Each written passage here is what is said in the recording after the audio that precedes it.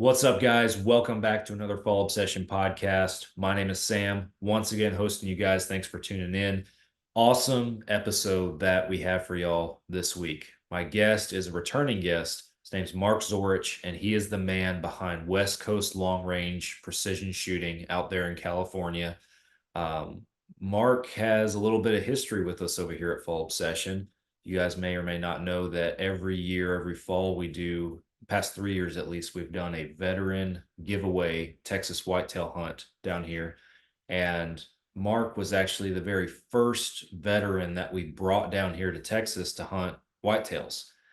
He came down in 2021, hunted with Waylon Langford, our hunt host, and myself, and we got him on a great buck. It was just an incredible weekend that we got to spend together, and we recorded a podcast around that hunting experience and his previous hunting experiences.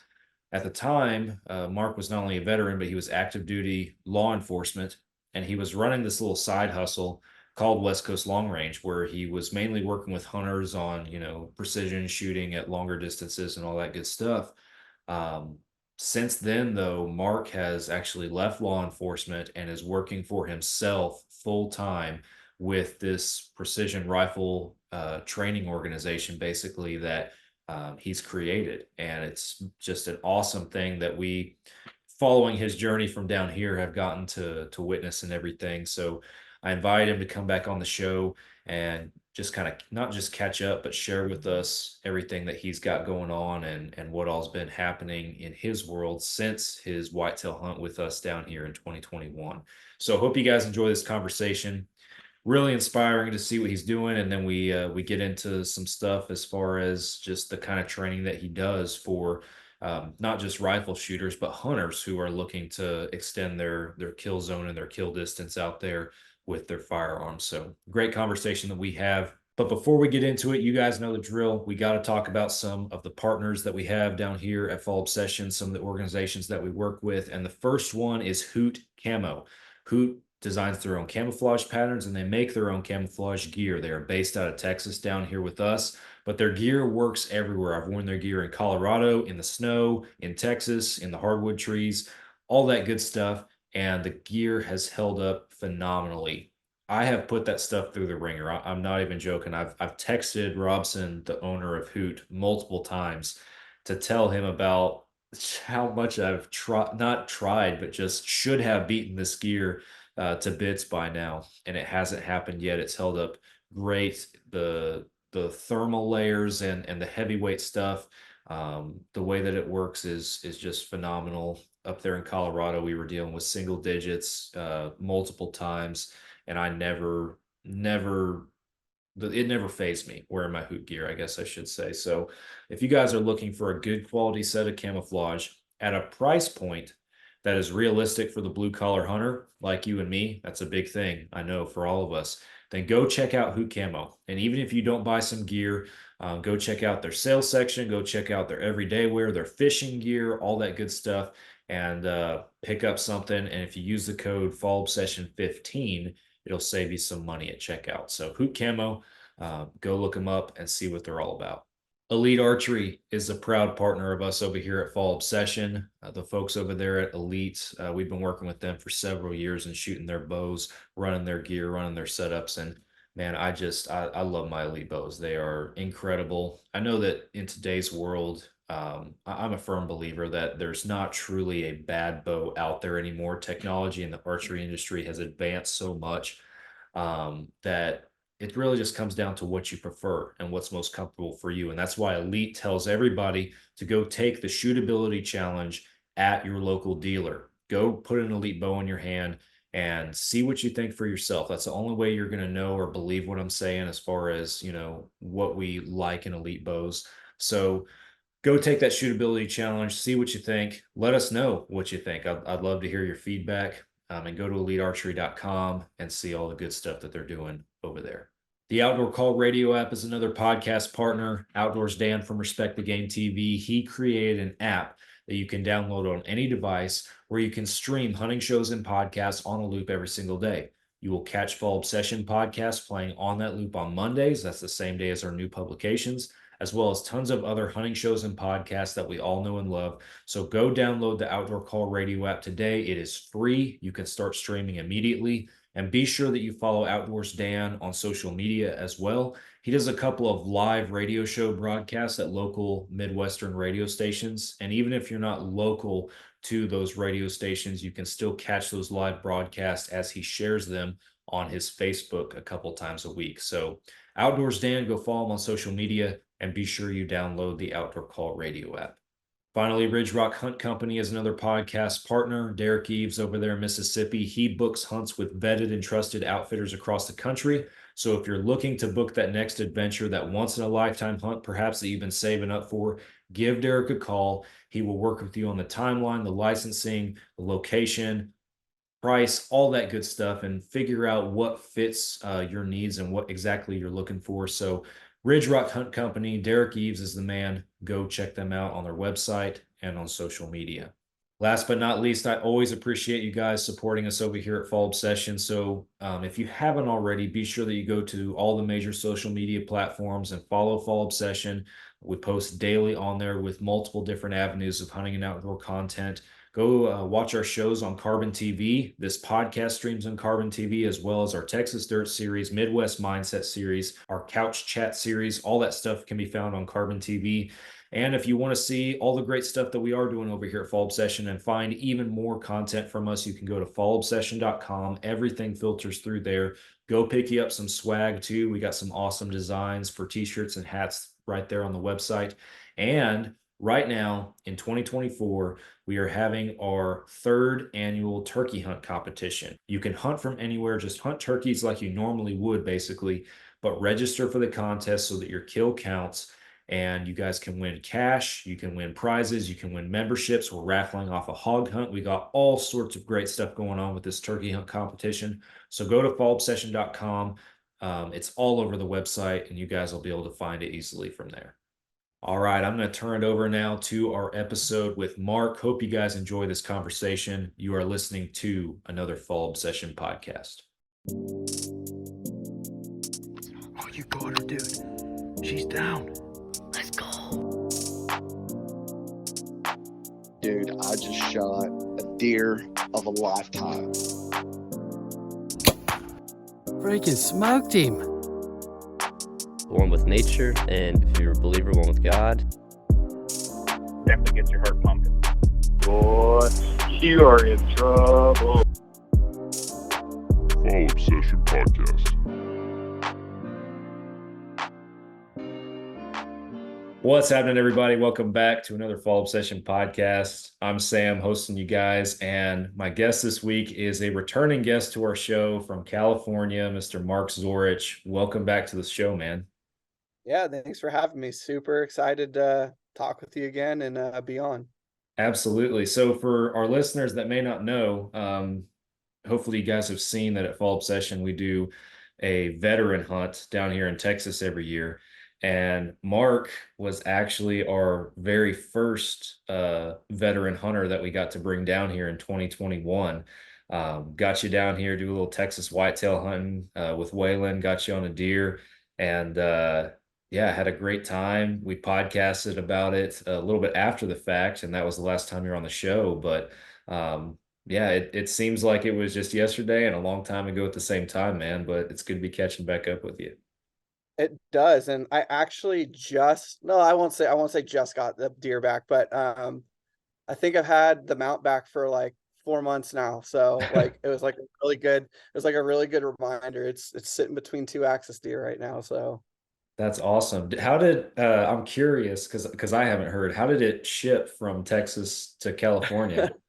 dude, Waylon did like a pretty crazy pack job. So I was curious about how it was going to be, like if it was going to be in like a wood box or whatnot. But I think I remember it was in like a water heater box. And then like, you want to talk about a mess of packing peanuts. It was, she had the antlers wrapped up really well. And then the whole entire box was filled with packing peanuts. So Wow. it was like a little bit of a mess. And then I stupidly put the box of packing peanuts outside and I was shooting it with my 22 for a little bit, zeroing one of my 22s, and then the wind kicked up, and then we had packing peanuts on my property for like 3 weeks after that. Well, the price you pay, I guess. I don't know. It was good. I mean, it got here safe, and like the memories of the hunt are the most important thing because it was such a great hunt. But like getting to look up on the wall every night and see it, and my little daughter loves looking at all the deer, and she's got stories about where I shot them in the mountains and everything. So That's awesome. Very cool, man. Well, one of the things I wanted to dive in with you during this episode and not just, catch up and reconnect, but um you've had a little bit of a career change since we had you down here in Texas a few years ago and had you on the show last time. And listeners that want to go back and listen to that previous episode, I think I should have looked it up before we started recording. It slipped my mind, but I think it's episode 90, somewhere in there. They can go listen if they're curious, and then obviously they can see the video from your hunt back then. But you are a veteran, and at the time you were down here, you were also working in law enforcement, but you had a side gig that was West Coast long range, is what you call it. And I'll leave it to you. You'll obviously be better to explain it than I would. Um, but you've since transitioned full time into this. So start us off and tell us what this organization or this company is that you've started. So, when I was in law enforcement, I was a SWAT sniper and sniper team leader and all that fun stuff. And I eventually got trained to being a sniper instructor for the state of California. So I kind of started doing that, and then on all the hunting forums you've ever seen in the world, you always see the great argument of this caliber is better, that cartridge is flatter, and all that stuff. So I just one day I started posting up. I said, "Hey, this is my background. If you guys want to come out, here's a range. I'll host 10 of you guys at a class." And I think that class sold out in like a week. And it kind of just started off from there as like a little bit of a side hustle. I was like, cool, man, if I could do 2 of these a year, that'll pay for a rifle build a year. At that point, I was like just starting my journey into competitive shooting. So there's a lot of rifles to build to get into that world. I was still training police snipers and all that. And then it's just grown and grown and grown. It's grown to the point where I have my own 600-acre private range now. I have another 2,500-acre range that I'm working on at hopefully getting started here in the next couple months after we work out some logistics with the landowner. I travel all over the West Coast right now. We had a class in Nevada and earlier in March. I had a class in Southern California in February, and yeah, it's allowed me to leave my job in law enforcement. And I guess, one of the lucky few that I can call myself a professional shooter these days. And I train people how to shoot things really far away. That's the simplest way to put it. But my biggest focus is on hunters. That's kind of how this whole thing came about. And I think one of the most neglected areas in hunting preparation is the actual shot that we need to take. It's we've all heard the whole old adage of just put a box through before you go out on your hunt, and that's fine and dandy for some, but if I've spent 18 years putting in for a tag, I want to be dang sure that if that trophy comes my way, that in any situation that I can take it. And so that's kind of the mentality I take with these guys. Really try and push their limits, not set false expectations. I mean, I get the comments all the time on, like, I got one this morning, teaching guys how to wound animals. And it's actually the exact opposite of that. It's teaching guys their capabilities and knowing where their limits are. Because if you don't know where your limits are, or you have a false expectation of your limits, that's when you get yourself in trouble with animals.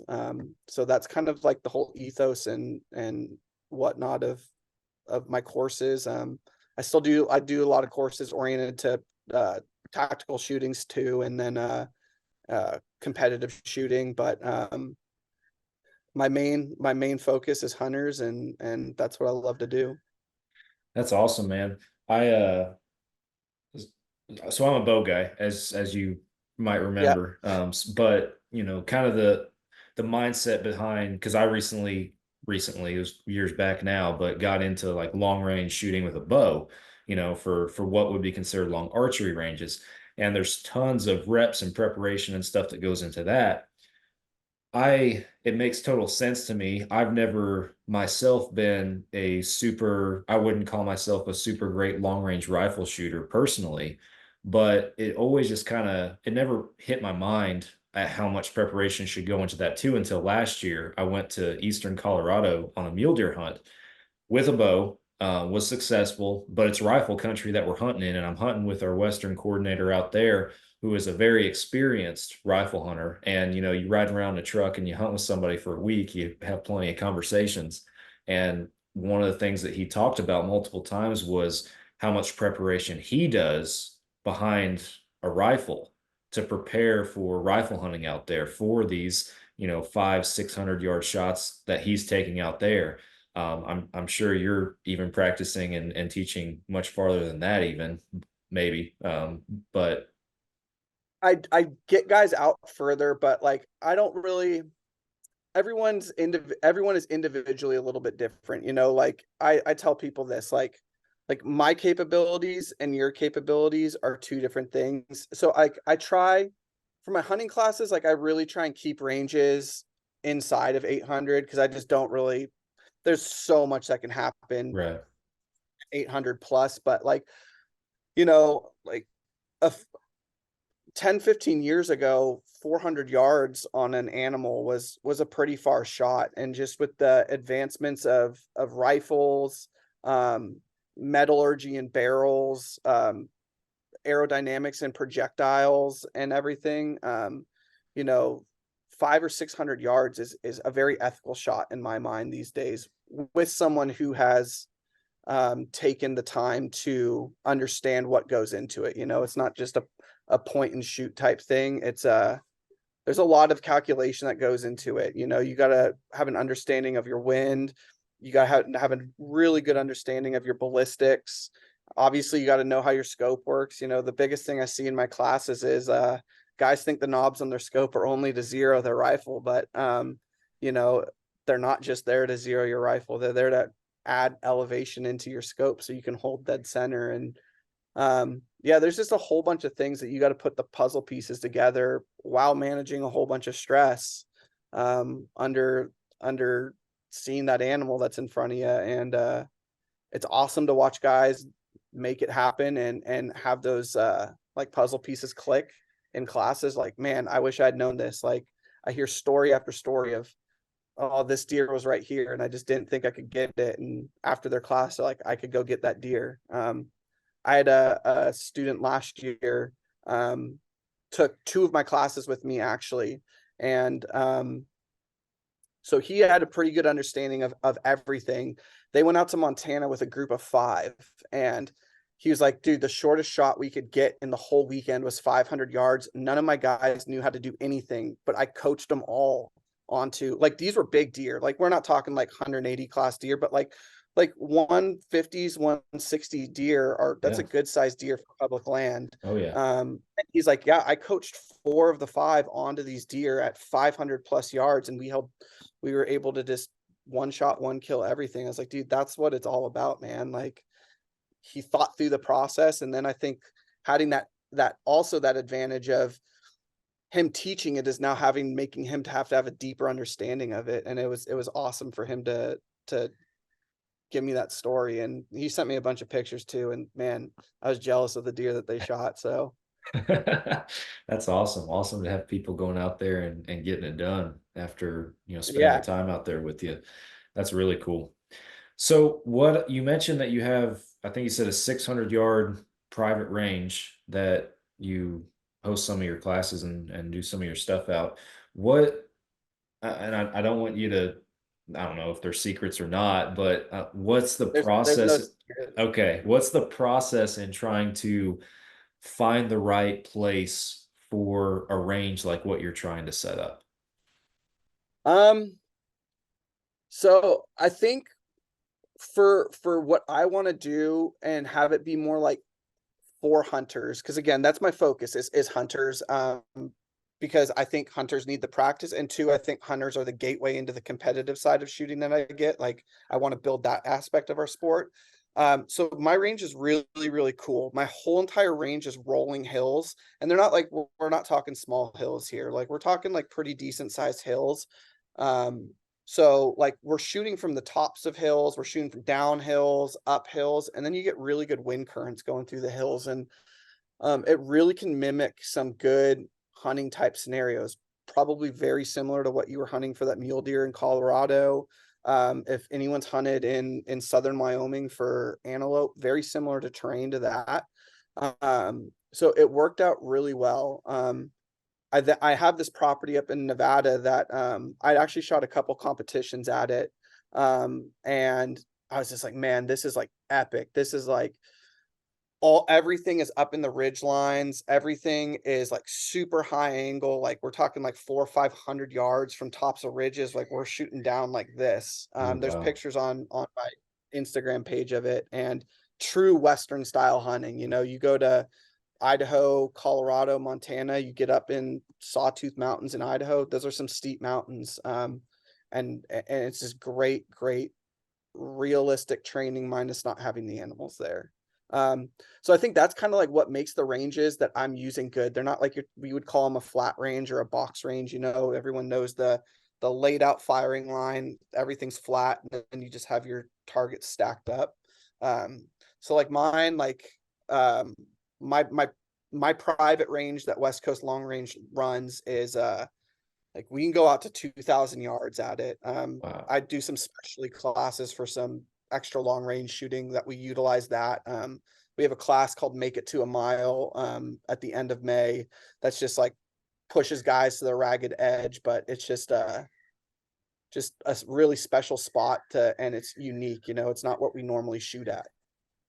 That's crazy. What kind of, and I mean, I'm just curious because, we talked about, or you mentioned, what you would consider ethical distances to shoot on, but what kind of people or what background are they coming from where they're wanting to come out there and make it to a mile? That because that's Uh, a crazy shot, man. it is a crazy shot. Generally it's not so much I mean, I have hunters that do it, but they're not doing that in any. I don't want to get it like misconstrued that these guys are going to go pop an animal Right, right. at the mine. It's generally guys who've taken a class with me and they just want to see how far you can push it. You know, there's a lot of things that happen at that distance. I mean, for a lot of bullets, you have a several second flight time between it when it leaves the muzzle till it hits the target. So there's a ton of wind variables you got to calculate for. Um, there's a thing called spin drift because obviously bullets are spinning, so gravity starts to affect pulls it. Depending on which way the wind is blowing, there's a phenomenon called aerodynamic jump, which if you have a right hand twist barrel, which most barrels are right hand twist, and the wind is blowing into that spin, it starts raising the bullet up versus, Oh, and if it's spinning right and it's blowing over it, it pushes it down. So it's just, there's all sorts of stuff that you got to start calculating for. And um, I don't want to say it's luck. I mean, some of the guys are making this shot on luck, but it's really making guys delve a little bit deeper into the process of things and take a hard look at what the atmosphere is doing around them to make a good shot. It's just a fun class. A lot of laughs. I mean, I think my last class, to be completely honest with you, only 3 people made it to the actual mile. I was one of them. Because it's not easy. It's not like I can coach anyone and everyone to hit 1,000 yards. Like, you give me 2 hours with you, I can get anyone to hit 1,000 yards. A mile is a whole different can of worms, and it's just pushing rifles to the ragged edge, and it's a good time. that's crazy. So for you, is it in just the previous law enforcement experience or your sniper training that you yourself understand all those concepts or anything, or have you taken it upon yourself to, learn those to the point where you're comfortable teaching them, because, being able to not just do it, but being able to understand it to a point of being able to teach it, that's a whole nother level of just knowledge and comfortability in the subject. So where did you yourself get that background in being able to shoot like that? Um, a lot of time behind a rifle, like Yeah. probably thousands of hours behind a rifle at this point. Um, a lot of reading on like what most would probably consider pretty dry books. There's a really they're essentially a data company. They're called Applied Ballistics, but the head guy, his name is Brian Litz, and he's a former rocket engineer. He literally designed the nose cones of rockets to be for aerodynamics and all that. But now he's a world champion competitive shooter. So he does all these books on all these topics, and it's very scientifically based. Like, here's the hypothesis, here's what we expect, here's what we saw conclusion. So he's got a bunch of volumes of books like that. Spending a lot of time within the community, at competitions, talking to shooters that are better than me. I actually was having a conversation, maybe it was a couple weeks ago, a month and a half ago or so, about someone was asking me about my law enforcement background, kind of a similar question that you just asked. And I wished that when I was a sniper, I was as good of a shooter as I am today. The shooter that I thought I was back then, it, I was like an amateur back then to where I am right now. It's just, yeah, I just tons and tons of time behind the gun, analyzing, figuring out why things are doing what they are. Like just a quick example, last season I was having a little bit of bout of target panic, as I'm sure you've experienced being a bow hunter. Yeah. And it was only in one situation. It was shooting off tripods, and I was having it, and it wasn't normal for me to have it. And I literally sat at my house for a week doing dry fire over and over and over again, thinking about what am I doing that's inducing this? Because it wasn't a normal thing for me. And what I eventually deducted it to was I caught myself holding my breath. But it took a week of analyzing everything, and then something just clicked. I'm like, dude, you're holding your breath, and it instantly fixed it. I'm like, man, I feel like a dummy, but yeah. It's like being a bow shooter, it's just you spend a ton of time behind your bow, making those anchor points the same every time, analyzing how your arrows are flying. Like, I'm sure you shoot through paper quite a bit to look how your arrows are going through paper. I'm sure you don't just shoot in good weather conditions. You go Yeah. out and shoot in wind. And it's just the sum of a 14-year career behind a rifle now is what has given me this knowledge. That's awesome, man. So with your classes, how many, is it mostly relatively local people that are coming to take them, or is the word getting out and you're seeing people from a little bit farther out, coming and joining in? Mhm. So it definitely started local because it was one of the local hunting forums. And now it is from all over. I routinely get guys from Oregon because Oregon's about an 8-hour drive. I my last class that I had in Reno, I had half the class was guys from Idaho. Really, I haven't had anyone from like the true East Coast yet, but I think furthest we got, I had a class last fall. I had a couple guys from Denver fly in for that one. So um, we're kind of getting all over the place, which is super cool. Like, it's cool that they entrust my knowledge enough that they're willing to travel to come out and shoot with me and listen to what I have to say. That's awesome. You mentioned too, toward the beginning, that you're moving around and going here, going there, for various things as well. Are other people bringing you to their ranges to teach as well right now, or are you traveling for other things? Both.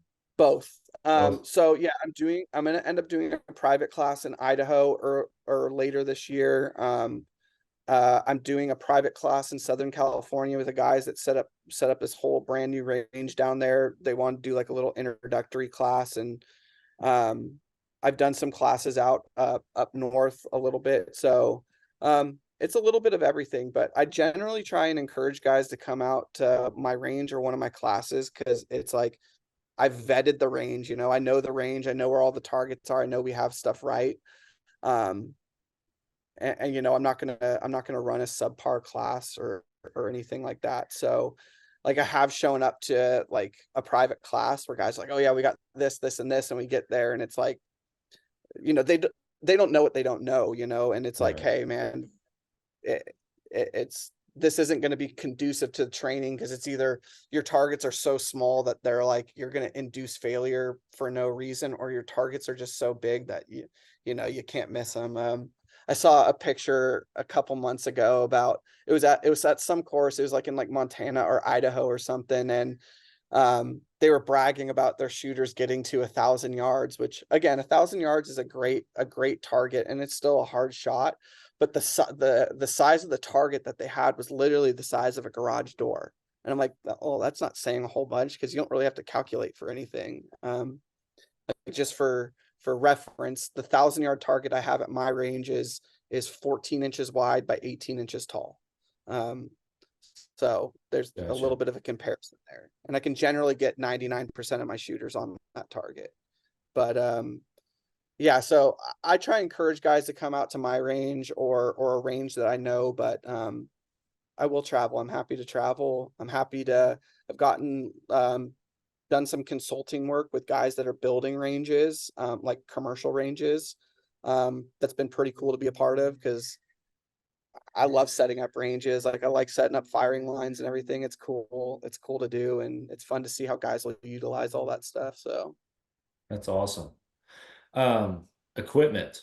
So for somebody coming to take your class who wants to learn more about shooting long range, but might not be super comfortable even, at 500 plus yet, what's the expectation on them showing up as far as what they should be equipped with as far as a firearm goes? Or do you offer like, hey, come out, we're going to work on fundamentals. I have once we start stretching out, you can use this firearm, or, how does that work for you? So I do a little bit of both, but I generally encourage guys to bring what they have. Yeah. I mean, I keep saying this, I think I've seen it all, but then I had a guy come out with an M1 Garand the other day with like the craziest setup I've ever seen. The scope was literally mounted like this far from his face. And man, we got him all the way out to like 650 yards with that thing. Literally the most unideal setup that you could have. But I'm kind of a gear minimalist. Like the sport I participate in is called the Precision Rifle Series, and we're well known within the long range community of being there's a bad term for it that I don't want to use, but like we typically have too much gear. Yeah. So I've always been kind of a minimalist. It comes into my sniper background. I personally didn't want to be carrying 100 pounds worth of gear on me and needing to be mobile. So like, and I'd rather someone show up with what they have as well, because I want them to learn how to utilize their gear to the best of their ability, whether it's a cheaper setup that might not be the most ideal thing in the world, or it's a $10,000 setup that they don't need to do anything with. I get the question all the time is, should I buy this scope before your class, or should I buy this rifle before your class? And it's hard for me to say no, because the guy in us, we all want more toys, right? Right. But if you don't know, why buy something new? Because you might take the class and discover that you want something completely different. Or like I just recently had a shooter who thought he wanted to get, it's called ELR, extended long range shooting, so a mile plus. He thought that was the avenue that he wanted to get in, so he bought all this gear for it. And then he came out and shot one of our local PRS matches, Precision Rifle Series matches, which is generally 1,000 yards and in, but it's like multiple positions and multiple targets and everything. And he's like, oh, I like this way better. Well, he just spent a whole bunch of money on all this other stuff that he's not really going to use. So I'm more of a run what you brung type guy. Pretty minimal, just rifle, scope, bipod, shooting bag, and ammo. And then let's go from there. Some of my advanced courses, there is some more gear that is required or some stuff that I do recommend, but like I would call myself a fundamentalist. So let's keep it at the basics, because the basics apply through the newest shooters or even a shooter that's at my level now. Yeah. I imagine for those who are truly interested in and becoming passionate about it too, even if they show up with a more simple setup, it's not probably too long before they're upgrading and buying something else after taking a class or, Mhm. starting to get into it in the first place. So that's Yeah, cool. and yeah, and at least at that point they have an idea, so it's not like money, they're not wasting money. I'm big on buy once, cry once, like I don't want to see a guy buy a $2,000 rifle and then he decides he wants to get into the competition scene and then he buys a $4,000 rifle. Well, now he's in that $4,000 rifle for 6 grand and he has a rifle that he's not going to use anymore. So, Yeah, um, yeah, gear's awesome. I love it. I have a lot of it. But yeah, there's no sense in buying a whole lot of it if you don't know. for sure. So you mentioned also that you've gotten into some of the competitive shooting and stuff like that. And actually, it was funny. I chuckled because when we were setting up this podcast and texting back and forth, you actually even mentioned, getting to shoot with Christy Titus and some folks like that before, who was on our show previously. But what's the competition game look like for you right now, and how often are you getting into that? Um, so I'll probably shoot upwards of like 40 plus matches this year. Wow. I also run matches. I'm an affiliate for the PRS in the Southwest region. So we'll run 14 matches at my range this year. But yeah, I travel. If I don't have a class that weekend, I'm traveling. So I've shot that's technically my second like national level match last weekend. Um, and I got robbed of second place for it, so I'm a little upset about that. But yeah, I mean, I'll travel all over. Like I've already been to Arizona this year. I'll be in Oregon next month. Be in Wyoming the month after that. I'll be in Missouri at some point, probably Pennsylvania. Travel quite a bit. So like I think it's unfortunate that like competitive scores validate an instructor, because I know a lot of great instructors who aren't competitors.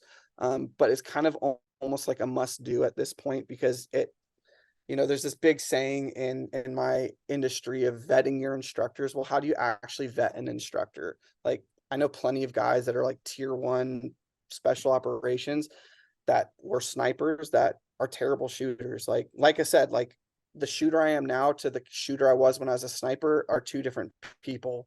So like how do you vet your instructors? Because cool, like the guy says he's a sniper, but I know a lot of snipers that are terrible shooters. So the second way you do that is match results, because match results don't lie, especially when you're competing against the best in the nation. So yeah, I think it's looking pretty good this season. I haven't taken a top step on a podium, like the top step of a podium yet at a national level match. So that's like my big goal this year. I've come really close a whole bunch of times, but it's not easy to do when you're shooting events against the best people in the world. So Yeah. No, for sure. I would imagine not. I can't speak from experience on that one, obviously, but having been competitive in archery previously, yeah, it's yeah, it's a big deal if you can get up there. So yeah, it's same as archery. I use archery references actually all the time in my classes, because while they're on completely different ends of the spectrum, like as far as like point blank looking at hunting, like practice and like analogies, they're the exact same. Like, so yeah, it's a good way to show that you're relevant and you know what you're talking about. that's awesome. So I know when you were down here hunting with us, and then when we recorded that other podcast, we had talked about um, just the hunting opportunities that you had had in your life previously. Do you get to hunt anymore? Or are you busy teaching other hunters stuff? Last season was probably the least amount I've hunted. So I always save opening weekend for my general tag, that I get in California. Um, and we got up there and the state had, unbeknownst to us, closed 200,000 acres of public land. Oh, wow. Didn't say anything. So that kind of blew my hunting season, because I'd pulled a really good tag in California the season before that. So like I knew I wasn't going to pull any like great deer unit that year. So I just set aside that one weekend to go hunt. But last year, yeah, I was like, because last year was my first full year into the business. So I was like, all right, I got to pour everything into it. This year I will probably pull a decent tag in California. I have a really cool opportunity for axis deer in Hawaii this year. I've hunted there a couple times, but I found a property owner who will let me go over there and shoot as many as I want. Wow. So he's like, dude, I have no problem. I think you'll shoot 10 deer in a day. Holy Um, cow. So yeah, I'm gonna bring a whole. So two of my buddies who I shoot with competitively, who are actually way better shooters than me. One of them is like the number 4 ranked shooter in the U.S. right now. They're gonna go over, and they've never hunted before. So I'm like, dude, this is gonna be the perfect first hunt for them. Like 3 professional shooters going over there and just doing like some, like it's a deprivation hunt at this point because they're destroying everything over there. And so we're gonna do that. And then 2025, I'm going to the North Slope to go hunt caribou with one of my Oh, wow. buddies. So I got a couple good hunts planned, and then my typical local hunts. So That's awesome, man. I'm jealous on that caribou. That's my number one bucket list hunt. I'm gonna do that at that, some point in my life. other than a sheep hunt, that is my number one bucket list hunt. So yeah, we I've been looking at all the outfitters and the airboats and whatnot for so long. And I have a buddy who I drag hunting with me, and I kill him hiking up hills, and he says he hates hunting and then wants to do it again when we're done. I convinced him to go. I was like, so we're taking an airboat 60 miles up a river, and they're going to drop us off for 10 days. And Wow. cool thing is the unit that we're hunting, Alaska just upped the tags for it, for non-residents to 2 bulls, for this season and next season. So it'll be cool to get an opportunity to get 2 up there. So it's like, maybe shoot, like, you don't have to worry about the first one being an absolute trophy, get on the board and then wait out for that second great white that everyone wants. That's awesome, man. Wow, that's incredible. You were talking about that axis hunt, and I was gonna say if you kill 10 deer, you're gonna have to get some extra cooler bags to carry onto the Yeah. airplane. Yeah, you know my method. So I'm gonna do that. But the one of the unfortunate things with Maui is, much like Texas, the entire island is private land at this point. And while there's some amazing hunting over there, most of the locals are priced out of it. So I'll probably keep 2 or 3 of the deer, to be honest. And I'm on it's like a Maui Sportsman's page. I'll probably donate the rest to the locals. Yeah, Especially they had fire over there last year. There's a lot of people in need. So I'll take as much as I can, but yeah, I'll probably end up donating a good amount back to the locals, and they love this stuff. So it's awesome. I still tell people about you taking that meat home and down here in Texas when you hunted down here, and I still chuckle about that. And actually, I don't know if I ever texted you this or told you this, but the year after, I guess it would have been in 22. Um, our staff manager here at Fall Obsession, he lives in Michigan. Flew down here to hunt hogs in the summertime with me in Texas, and he got him a nice hog and was going to take it back to Michigan. I was like, I know how you can do that. I know how and to, it works. I know the drill. It's so Yeah. cheap. It's so cheap. It's like it's everyone's like, oh, what, you're gonna ship all of it back? I was like, no, man, that'll cost like $500. It's going on as a carry-on. Yeah.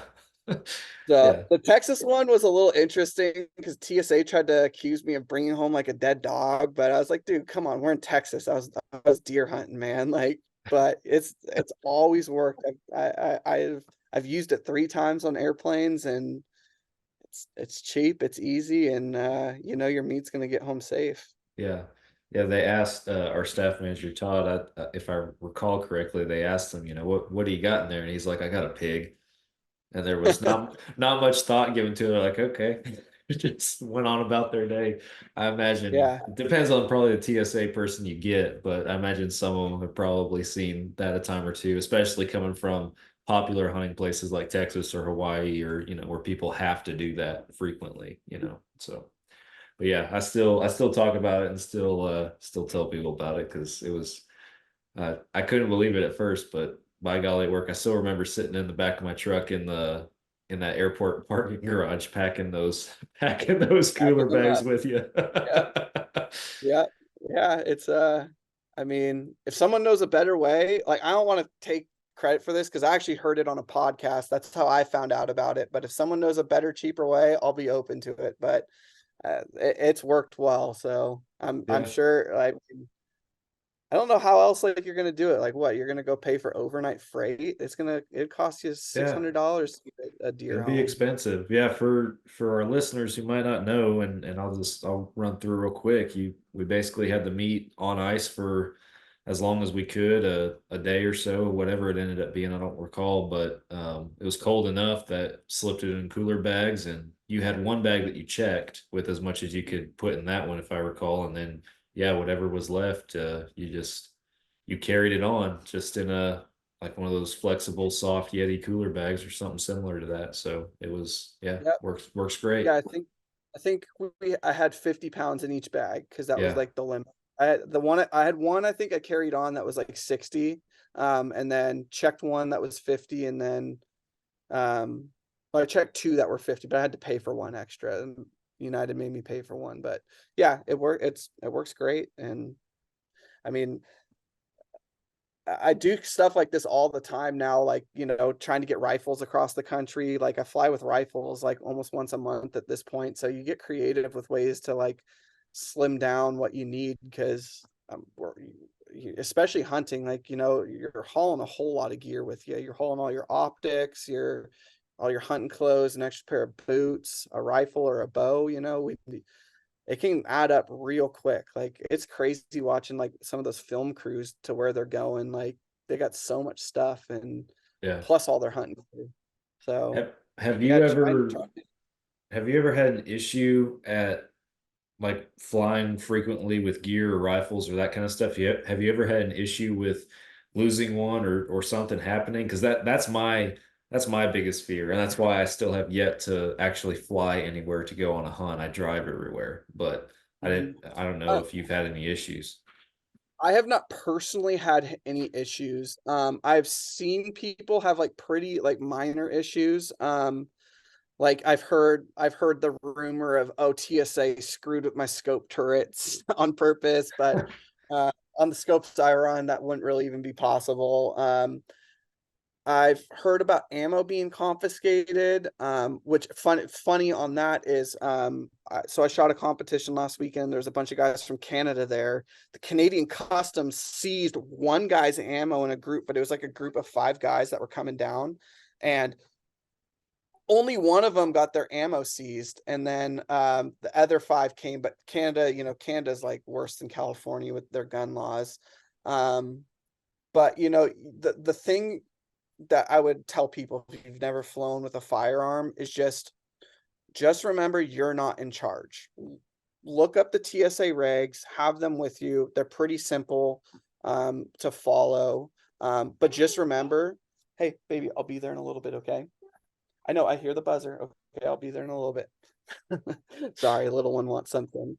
But just remember that you're not in charge. Like there's nothing you can tell TSA other than having a printed copy of the regs with you to change their mind.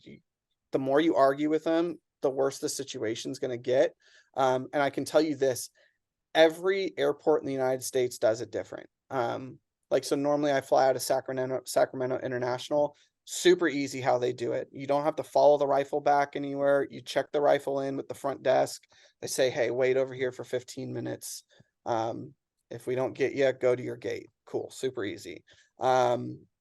Denver is completely different. So I flew in and out of Denver a couple times because gets us up into Wyoming, it gets us into Colorado and a few different ranges. Denver's completely different. So you have to check in and then you have to go into this back room, and then TSA then scans it in a special scanner, and then you got to bring it over to another part. I was just in Arizona earlier this year, and they check your rifle in, and then you just go with TSA and they look it over. So the biggest thing, I guess, is just it's easy. Just be familiar with the regs. Get good locks. Probably put an air tag in your gun case or your bow case is a good plan. Yeah. And then show up a little bit early. But I mean, I travel a good amount. My two really good friends who are coming to Hawaii with me literally fly every single weekend to a match. Wow. I've never seen them have an issue. So it's not too bad. Yeah. Well, that's encouraging to hear for sure. Again, like you said, I'm sure some people have more issues than others, or it's different everywhere, but yeah, encouraging to hear. I'll take it Yeah. into consideration. Yeah, I mean, if you want to go hunt caribou, you're gonna have to do it. You know, I I know. personally Yeah.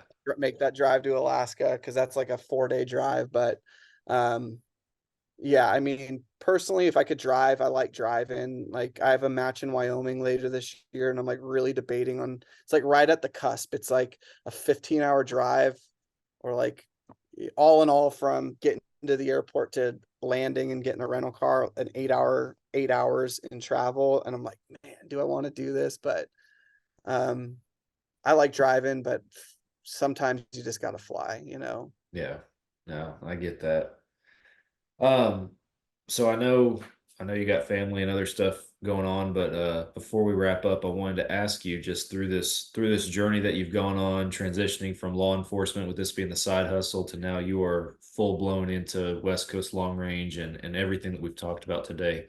What have been some of the biggest hurdles that you've overcome through this journey, and what have been some of the biggest lessons learned? So to be honest, like I haven't really had any hurdles. And that's kind of like the cool part about it. I would say like the biggest hurdle I have is like it's more me. It's just like self-doubt, you know, and like reassuring yourself. Like I can be I am my hardest critic. And obviously people in my world, they all have their little quips and qualms and whatnot. And like, you know, people talk like some people think that this person should be an instructor. Some people think this person shouldn't be an instructor. And so it's just keeping stuff like that out of your head. That's probably been like the biggest struggle. But other than that, like just learning everything about like operating a business, like all the tax stuff is like that's all that's hard. Like doing LLCs and whether to be an S corp or whatever, that's a hard one. Like learning how to do payroll for myself. But like there's you can either have someone do all of that stuff for you, or it's not too bad to learn. It's just been an awesome journey, you know. It's again, I'm super grateful and I'm super blessed. Like I wake up all the time, or I'm out at my range or before a class, and just like get the chance to like sit and like be like, man, I can't believe this is my job. Yeah. I haven't worked a day since I left law enforcement. Granted, like I've really bit off more than I could chew for the next 2 weeks, with between training and the spring out here right now. So my range needs a lot of work, but like I don't have a whole lot of stress on my shoulders these days, and it's just been awesome. So I think it's like a perfect case of like, if you have an idea, like let it play out, do it, you know. Could have I failed? Yeah, I definitely could have. I can still fail, but it's you wouldn't know unless I tried. So Yeah. That's awesome, man. Well, it's been great to watch your organization, your company, your range expand and grow from a distance from down here in Texas, obviously. Um, but before we wrap it up, tell folks how they can find y'all, where they can find y'all, how they can sign up for a class if they're interested, all that good stuff. Definitely. So super active on social media, Facebook, West Coast Long Range, type that in. I'll be the first one that pops up. Instagram, West Coast _ long range. And then website WCLR precisionshooting.com. Website has all the class schedules on it. It'll tell you if classes are or are not sold out. And if you have questions, there's a little link on there and you'll shoot it right to me. I generally try and email or call. I just think a call is always more personable, and I'm always happy to talk guns. If you're watching this and you just have a question, I'll talk guns with you as long as you want to talk guns. So I'm happy to give advice, happy to help you troubleshoot, whatever you need. Like I said, my biggest thing is just growing this community and growing this sport. And I just want people to be better shooters. One shot, one kill. That was our mentality as a sniper, but I think it's even more of a mentality with animals. We want that ethical, pain-free harvest of that animal, not just because we're compassionate hunters, but also it makes our meat taste better. So Yeah, absolutely. I saw on your website too, not to sidetrack before we wrap up, but you have a mentorship program or something like that. Just real I quick, do. give us the nuts and I bolts of do. that. So I really keep it pretty. It's a very unique program, as it's not the same for every shooter. I don't want to say like this is my unique idea. Like the concept came from another instructor, but like every shooter's journey is different. We all have different goals, and having a mentor there to keep you accountable and keep you on track of those goals, I think is really big in the shooting community, but it's not something that is super prevalent. Like I wish I had a mentor. Like it was really big in the sniper community and the sniper teams, like having mentors. And I just think it's something that's needed in the shooting community. So like I make guys commit to it's either 3 classes or 3 lessons and then 3 range trips on their own without me, and then I'll give them specific stuff to work on, and then I tailor either those lessons or the classes that they're with me specifically to what they want. And then like we'll do a couple Zoom calls to debrief them. I make them take notes. Really, it's a way for them to like buy into the sport. They're going to spend a considerable amount of time getting to complete the program with me. So, I'm hoping that time that they spend developing as a shooter, when they're done, it takes about a year to do, allows them to be fully vested in the sport after, and they're not just going to show up to one match or one class and be done with it. We have a lifelong shooter after that. So I had 2 guys do it with me last year. I have 3 guys in the pipeline this year, and I'll probably keep it at that because I don't want to just be, I'm not running a shooting mill here. Like I'm here to train guys and really get them to shoot well and spend time with them doing it. So I'm going to keep it kind of small, but yeah, it's just something different, versus a weekend with me and then it's done. Get guys fully vested into the sport. Yeah, absolutely. That's awesome, man. Well, really appreciate you taking some time and coming on the show again. Good to catch up with you and hear about the journey and the adventure that it's been and all the good things you guys are doing and everywhere you're going. So thanks for coming on the show again. Yeah, definitely. I'll be out in Texas here one of these days. I got a match I'm going to shoot out there next year, and I got a lot of people asking for classes out there. So when I get a class out there, your name's on the list. So well, yeah, hit us up, and yeah, we'd love to connect again while you're down here, and likewise, if I'm ever up in I don't really venture toward California too often these days, but if I ever do, if I ever do, I'll probably a hit good you idea to stay away. up. Hey, we got some really good bear hunting. If you got bear on your list, this is one of the best states for bear hunting. But other than that, probably stay away if you like your constitutional rights. So We'll end on that note. yeah, definitely. But well, thank you again, man. Appreciate it. Yeah, thanks, Sam. Well, for our listeners, thanks for tuning in. Be sure that you guys go check out West Coast Long Range, follow their socials, and whatever platform you're listening to this podcast on, be sure you are subscribed and those notifications are turned on if possible. And with that, I will catch you guys again next week for another podcast.